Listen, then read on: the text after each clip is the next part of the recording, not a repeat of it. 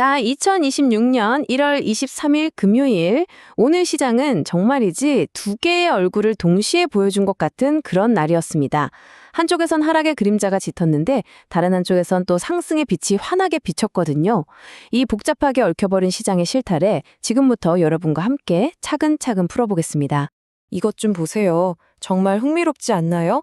전통산업 중심의 다우지수는 이렇게 파란 불을 켜며 하락했는데 기술주 중심의 나스닥은 오히려 빨간 불을 켜면서 상승 마감했습니다. 아니 어떻게 한 시장 안에서 이렇게 완전히 정반대의 상황이 펼쳐질 수 있었을까요? 바로 이 지점에서 오늘 분석을 한번 시작해보죠.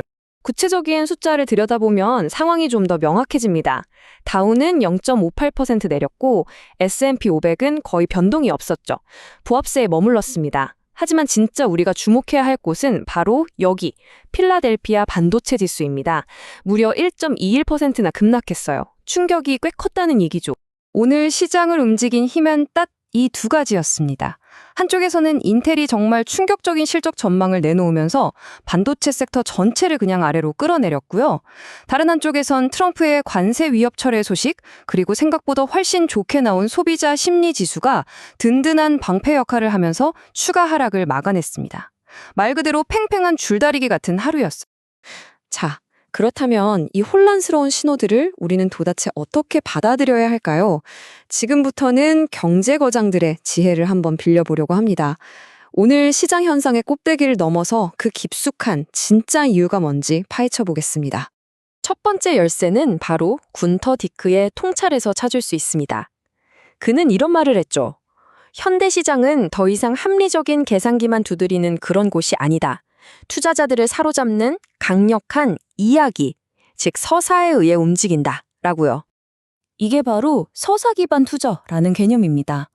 그러니까 인텔의 안 좋은 전망은 단순히 한 기업의 문제로 끝나지 않았다는 거예요. 시장은 이걸 AI 산업 전체의 수익성이 무너지고 있구나 하는 거대한 부정적인 이야기로 확대한 거죠. 그리고 이 이야기에 감정적으로 반응하면서 반도체 섹터 전반에 걸쳐서 필요 이상의 매물이 쏟아져 나온 겁니다. 다음은 전설적인 투자자 켄 피셔의 관점입니다. 아주 고전적인 역발상 투자 아이디어죠. 그는 강세장이라는 게 오히려 끊임없는 걱정과 의심을 먹고 자란다고 봤습니다. 이 걱정의 벽이라는 이론으로 오늘 시장을 다시 한번 볼까요? 인텔이라는 정말 큰 악재가 터졌잖아요. 그런데도 S&P 500 지수가 무너지지 않고 버텨냈다는 사실. 이건 오히려 지금의 강세장이 굉장히 튼튼하다는 신호로 해석할 수 있다는 겁니다. 시장이 이 정도 악재는 소화해낼 체력이 있다는 걸 증명해낸 셈이니까요. 그리고 여기에 또 다른 아주 중요한 단서가 하나 있습니다. 바로 미시간대 소비자 심리 지수인데요. 12월에 52.9였는데 이게 56.4까지 꽤 큰 폭으로 올랐어요. 사람들이 경제를 점점 긍정적으로 보고 있다는 뜻이죠. 그래서 핵심은 바로 이겁니다. 존 L. 캐스티의 사회적 무드 이론에 따르면요. 이렇게 긍정적으로 형성된 대중들의 심리가 시장에 보이지 않는 방어막 혹은 지지선 역할을 해준 거예요. 이 든든한 버팀목 덕분에 인텔의 쇼크가 시장 전체의 붕괴로 이어지지 않고 나스닥이 오히려 반등에 성공할 수 있었던 거죠. 자, 그럼 과거 분석은 이쯤에서 마무리하고 이제 미래를 내다볼 시간입니다. 지금부터는 제 감이나 예상이 아니라 VIR이나 가르치 같은 통계 모델을 활용해서 순수하게 데이터가 예측하는 월말 전망을 한번 살펴보겠습니다. 과연 이번 달 말이 되면 시장은 어떤 모습을 하고 있을까요? 모델이 제시하는 구체적인 숫자들을 바로 한번 확인해 보시죠. 먼저 미국 시장입니다. 전반적으로 상승세를 보일 걸로 예측이 되네요. 근데 여기서 정말 주목할 점은 오늘 가장 크게 얻어맞았던 반도체 지수, 이 SOX가 월말까지 4.3%가량 반등하면서 가장 높은 회복력을 보여줄 거라는 점입니다. 유럽 시장으로 한번 넘어가 볼까요? 전반적으로 2에서 3%대의 아주 견조한 상승이 예상되는데요. 특히 독일의 닥스 지수가 눈에 띕니다. 정부의 대규모 인프라 투자 계획 발표가 호재로 작용하면서 유럽 내 상승을 이끌어갈 것으로 보입니다. 아시아 시장 전망은 훨씬 더 밝습니다. 특히 글로벌 AI 산업의 핵심이라고 할 수 있는 한국 시장의 상승세가 정말 두드러지는데요. 코스피는 5에서 6%, 그리고 코스닥 150 지수는 무려 14에서 15%에 달하는 강한 상승이 예측되고요. 홍콩에 상장된 바이도 역시 17.5%라는 정말 놀라운 상승이 기대됩니다. 자, 좋습니다. 분석과 전망을 다 살펴봤는데 그럼 이걸 가지고 우리는 뭘 해야 할까요? 그냥 보고만 있을 순 없죠. 이제부터는 실제 투자에 바로 적용할 수 있는 퀀트 전략 모델을 제시해 드리겠습니다. 저희 모델이 제안하는 포트폴리오는 AI 기관 모멘텀 전략입니다.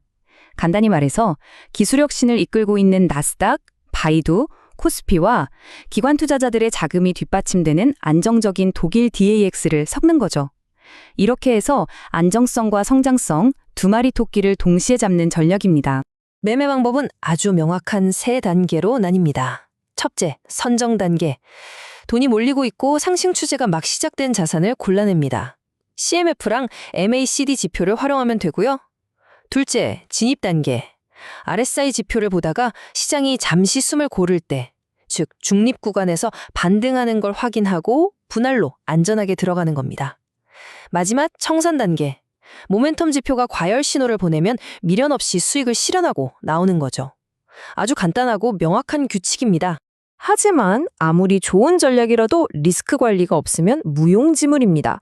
이게 가장 중요해요. 시장의 공포지수가 급등할 때는 선물 매도를 통해 내 포트폴리오 전체를 보호하고 또 개별 종목의 흐름이 꺾인다 싶으면 기계적으로 손절해서 손실을 최소화하는 원칙, 이건 반드시 지켜야 합니다. 자, 그럼 결론을 말씀드리겠습니다. 오늘 시장의 혼란, 이건 시장의 기반이 흔들리는 붕괴의 신호가 아닙니다. 오히려 계속되는 강세장 안에서 주도주가 바뀌는 아주 건강한 순환 과정으로 봐야 한다는 거죠. 인텔의 하락은 끝이 아니라 시장의 에너지가 다른 AI 관련주로 옮겨가는 신호판일 수 있습니다. 마지막으로 이 질문을 한번 던져봅니다. 이렇게 거대한 이야기가 시장을 움직이는 시대에 우리가 정말 두려워해야 할 것은 가격의 오르내림 그 자체가 아니라 우리를 공포에 빠뜨리고 잘못된 판단을 하게 만드는 가짜 이야기가 아닐까요? 데이터가 가리키는 방향을 믿고 따라가는 것. 어쩌면 그것이 지금 우리에게 가장 필요한 전략일지도 모릅니다.